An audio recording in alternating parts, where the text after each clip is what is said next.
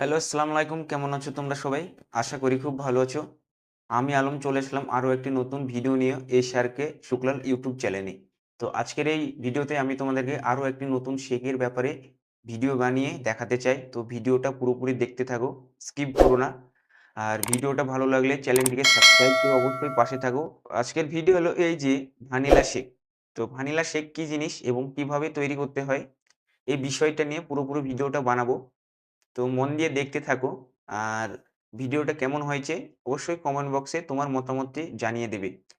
তো চলো শুরু করা যাক ভানিলা শেক কিভাবে তৈরি করতে হয় এবং কি কি জিনিস লাগে ভানিলা শেকে।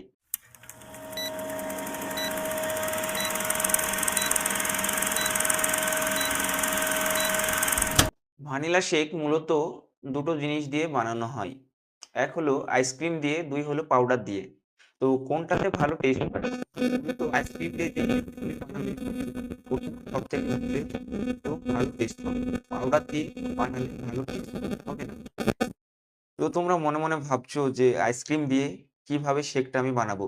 তো কোনো ব্যাপার না, আইসক্রিম দিয়ে বানাতে হয়, একদম সহজ ব্যাপার।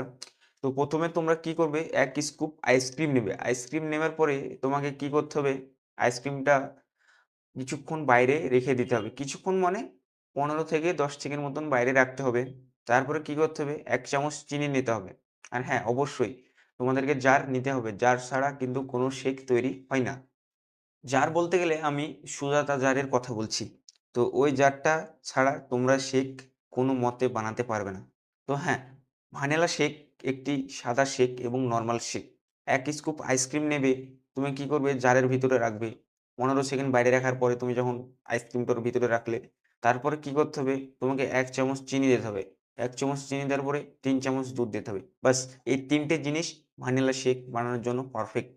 তো ৩ টে জিনিস যখন তুমি একই করবে, তারপরে যখন তুমি মিক্স করবে, তখন দেখবে একটা সাদা একটা কালার আসবে। ঠিক আছে? ৩ টে জিনিসের কালারই কিন্তু সেম সাদা। তো সাদা কালার হয়ে মিক্স হয়ে যাবে, তখন তোমাকে কি করতে হবে, ভ্যানিলা শেকটা তোমাকে একটি পাত্রে এবং একটি গ্লাসে ঢালতে হবে। গ্লাসে ঢালার আগে তোমাকে একটা বিষয় ভালোভাবে মনে রাখতে হবে। সেই বিষয়টি হলো ভ্যানিলা শেকে তুমি কি ধরনের সিরাপ ইউজ করবে। সিরাপ তো অনেক রকমেরই পাওয়া যায়। তার জন্য তোমাকে ভ্যানিলা শেকে ২ টো সিরাপ মিক্স করে তোমাকে ইউজ করতে হবে। ২ টো সিরাপ কি, কি জিনিস? ১ বাটারস্কচ, ২ স্ট্রবেরি। তো এই ২ টো সিরাপ তুমি ওই গ্লাসটার চারি সাইডে ভালো করে লাগিয়ে দেবে। তোমরা হয়তো ভাবছো যে ভ্যানিলা শেকে বাটারস্কচ এবং স্ট্রবেরি সিরাপ কেন ইউজ করব? বন্ধুরা, ভ্যানিলা শেকে বাটারস্কচ এবং স্ট্রবেরি সিরাপ ইউজ করার মূল উদ্দেশ্য হলো যে শেকটার সৌন্দর্য বাড়ানোর জন্য। এই যে ওর টেস্ট হবে বেশি তা নয়। তুমি দেখবে ভ্যানিলা শেক মূলত সাদা।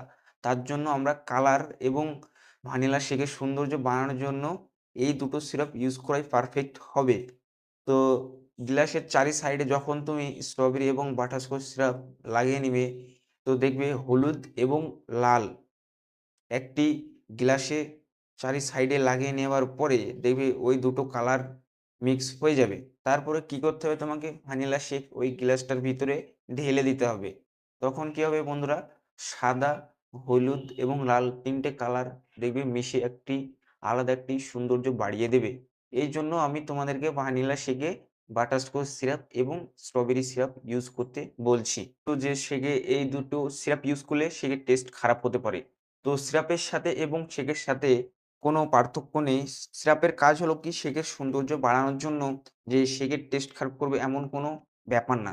তো তোমরা নির্ভয়ে এই দুটো সিরাপ ইউজ করতে পারো। কোনো সমস্যা হবে না। শেকটা পুরোপুরি রেডি হয়ে যাওয়ার পরে তোমরা ভাবছো যে ওই শেকের উপরে কি ধরনের আইসক্রিম রাখবো। একই আইসক্রিম রাখতে হবে, সেটা হলো ভ্যানিলা শেক। তো তোমরা যেই ধরনের মানে নরমাল শেকগুলো বানাবে, সেই ধরনেরই আইসক্রিম তোমাকে ইউজ করতে হবে। তো তুমি ভালো করে গোল করে ১ স্কুপ ভ্যানিলা আইসক্রিম ভ্যানিলা শেকের উপরে তুমি বসিয়ে দেবে। বসিয়ে দেওয়ার পরে আবার ওই দুটো সিরাপ, কোন সিরাপ? বাটারস্কচ সিরাপ এবং স্ট্রবেরি সিরাপ। এই দুটো সিরাপ ওই আইসক্রিমের চারি সাইডে তুমি ভালো করে লাগিয়ে দেবে। চারি সাইডে ভালো করে লাগিয়ে দেওয়ার পরে তোমাকে ক্যাশু দিতে হবে এবং কর্নফ্লেক্স দিতে হবে, টুটি ফ্রুটি দিতে হবে, সুগার বল দিতে হবে। ৩ টে থেকে ৪ টে জিনিস তুমি অবশ্যই শেকের উপরে দেবে। তো তোমরা ভাবছো এই জিনিসগুলো আমি কেন দেবো? শেকের ডেকোরেশন এবং শেক দেখার সৌন্দর্য বাড়ানোর জন্য এই জিনিসগুলো খুবই প্রয়োজনীয়। এই ৪ টে জিনিস যখন তুমি আইসক্রিমের উপরে ছিটিয়ে দেবে এবং লাগিয়ে দেবে। এই ৪ টে জিনিসের কাজ হলো কি, যখন শেকটা কেউ খাবে, ঠিক আছে? আইসক্রিম যা শেকের সাথে যখন মিক্স হয়ে যাবে, তখন ওই জিনিসগুলো যখন মুখে পড়বে, তখন ৪ টে জিনিসের ৪ টে স্বাদ আসবে এবং ওই শেকের স্বাদ একটা আলাদা, একটা মধুর মতন একটা স্বাদ, ঠিক আছে? তো শেকটা খেলে ওরা খুবই খুশি হবে এবং শেকটা দেখতেও ভালো হবে, এই জিনিসগুলো দেবে। তো তোমাদেরকে বারবার বলছি, শেকে তুমি কিন্তু এই ৪ টে জিনিস তুমি ইউজ করবে। আপনাকে আরেকটি বিষয় বুঝিয়ে দিতে চাই যে শেক বানানোর জন্য তুমি সবসময় মিল-মা, পাল, পাল হলো মালয়ালম শব্দ। মিল-মা দুধ তোমরা ইউজ করবে শেকের জন্য। কেননা মিল-মা দুধের শেক খুবই ভালো তৈরি হয় এবং দুধটা খুবই ভালো, ঠিক আছে? অন্য কোনো দুধের শেক বানালে কি হবে? শেকের টেস্ট খারাপ হতে পারে। কিন্তু মিল-মা দুধের শেক বানালে একদম 100% টেস্টও ভালো হবে, দেখতেও ভালো হবে, মানে সব দিক দিয়ে পারফেক্ট। তার জন্য তোমরা মিল-মা দুধ অবশ্যই ইউজ করবে শেকে। তো আজকে কি শেকের ব্যাপারে বললাম? ভানিলা শেকের ব্যাপারে। তো তোমরা অবশ্যই বাড়িতে ট্রাই করতে পারো ভানিলা শেক। কোনো ব্যাপার না, 100% গ্যারান্টি দিচ্ছি একদম ভানিলা শেক তৈরি হয়ে যাবে। তো ভিডিওটা পুরোপুরি দেখতে থাকো, স্কিপ করো না। দেখা হচ্ছে আগামী ভিডিওতে আরো একটি শেকের ব্যাপার নিয়ে।